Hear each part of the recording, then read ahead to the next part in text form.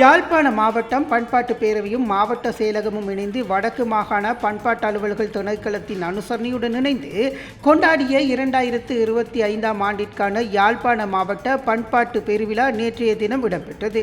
இதன்போது யாழ் புனித யுவேனியர் தேவாலய முன்றலிலிருந்து கலாசார ஊர்வலம் ஆரம்பமாகி மாவட்ட செயலகத்தினை வந்தடைந்ததைத் தொடர்ந்து மாவட்ட செயலகம் கேட்போர் கூடத்தில் பண்பாட்டு பெருவிழா சிறப்பாக நடைபெற்றது.